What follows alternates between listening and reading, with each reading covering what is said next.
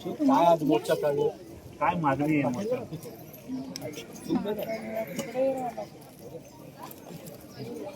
काय सांगशील आजचा मोर्चा हा कशासाठी? रोहित दादा मावशी त्यांना बोलवा. कर्नाळ्यामध्ये आमच्या आदिवासी समाजाची, कातकरी समाजाची आमदार राजन नाईक यांनी विधानसभेमध्ये मुद्दा उपस्थित केल्यानंतर आमची घरं जमीनदोस्त केली ऐन पावसाळ्याच्या तोंडावर, आणि आता आम्हाला कोणत्याही प्रकारचा आसरा राहिलेला नाही.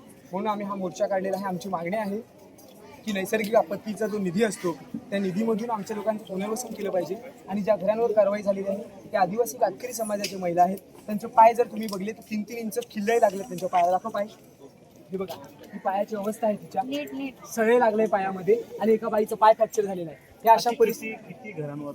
आमच्या कातकऱ्यांची 3 घरं आहेत आणि वारली समाजाची 5 घरं आहेत आणि बाकीचे कोळी समाजाची 3 बांधकामाची घरं आहेत. एकीकडे प्रशासनाने ही कारवाई केली असते, लोकप्रतिनिधीच्या घरी मोर्चा नेणे मागचं कारवाई. 35 वर्ष राज्य होतं तेव्हा नाही ना कोणाची घरं मोडली, आणि तेव्हा नाही ना कधी आमदाराच्या घरावर मोर्चे निघाले. हे आताच का घरं मोडली? आता आम्हाला मीडिया विचारते, पत्रकार विचारतायत की आमदाराच्या घरावर आजपर्यंत कधी मोर्चा निघाला नाही, तर त्यांना सुद्धा समजायला पाहिजे की आजपर्यंत आमदारांनी कधी घरं नाही ना मोडली.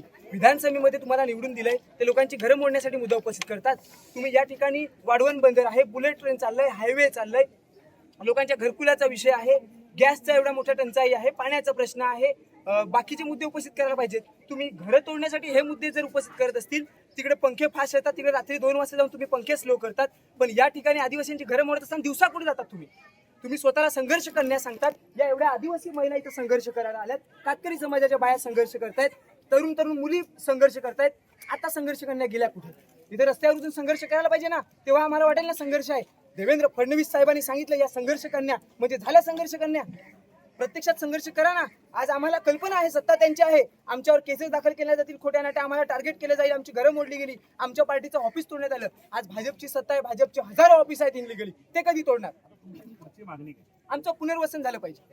आणि ज्या आमदारांनी चुकीच्या पद्धतीने आमची घरं उठवण्याची भूमिका घेतली, ज्या अधिकारी याच्यामध्ये सामील आहे, ज्या अधिकाऱ्यांवर दबाव आणला, त्यांच्यावर अनुसूचित जाती जमाती अत्याचार प्रतिबंधक कायदा, अॅट्रॉसिटी ऍक्ट नुसार गुन्हा दाखल झाला पाहिजे.